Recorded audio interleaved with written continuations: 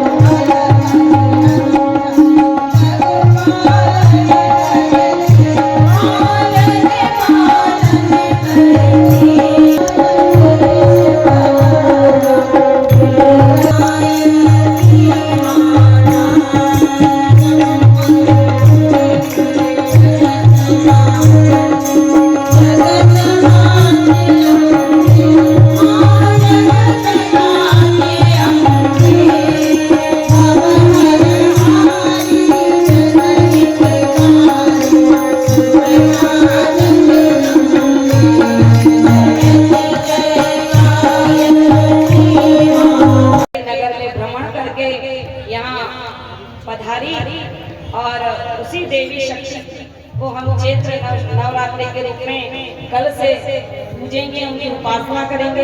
यात्रा के माध्यम से इस कार्यक्रम के जो 4 दिवसीय कार्यक्रम है, इसका हम शुभारंभ करते हैं और इसका स्वागत इस गीत के माध्यम से करें। उसके पूर्व गायत्री महामंत्र जो नेत्र बंद करें, उदयमान स्वर्णिम सविता देवता का ध्यान करते हुए गायत्री महामंत्र का उच्चारण एक साथ एक स्वर में करें।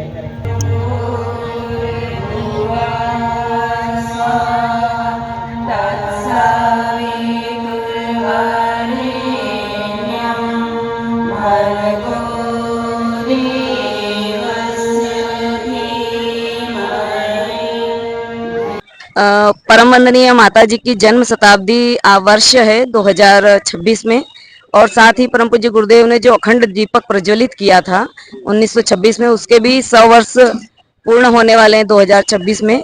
तो उसी के पूर्व स्मृति में हम लोग इस शक्ति संवर्धन कार्यक्रम का आयोजन पूरे भारतवर्ष में और साथ साथ में अन्य देशों में भी किया जा रहा है, जिसके माध्यम से जन जागृति आए, समाज में परम पूज्य गुरुदेव परम वंदनीय माता जी के विचार पहुंचे और नारी शक्ति को अपनी गरिमा का, शक्ति का भान हो। जैसे हमारे वैदिक काल की नारियां रही हैं, मैत्रेयी, अपाला, घोषा, जिन्होंने वेदों की ऋचाएं लिखी और समाज और राष्ट्र के निर्माण में अपनी महत्वपूर्ण भूमिका निभाई। ऐसे ही हमारी नारी शक्ति भारतवर्ष की पुनः जीवंत जागृत बने और भारतवर्ष को पुनः विश्व गुरु बनाने के पद पर अग्रसर करे। इसी भाव के साथ हम पूरे भारतवर्ष में और समस्त विश्व में इन कार्यक्रमों का आयोजन कर रहे हैं। आप पहली बार आए हैं कि इसके पहले भी आए? मोतिहारी में पहली बार आई हूँ। करके सविता देवता का ध्यान कीजिएगा।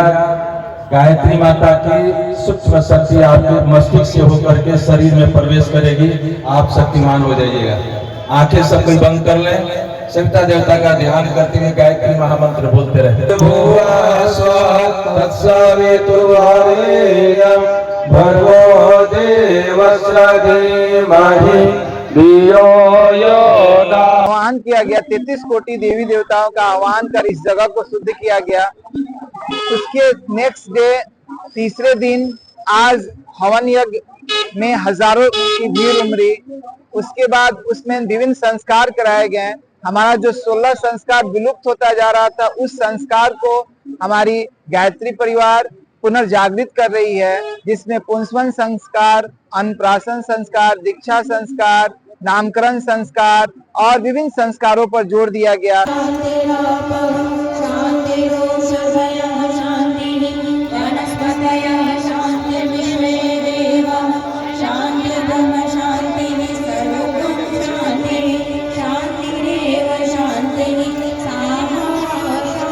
अच्छे मार्ग पर सतत चलते रहने का संकल्प लेते हुए यज्ञ भगवान को प्रदक्षिण पदे पदे प्रदक्षिण पदे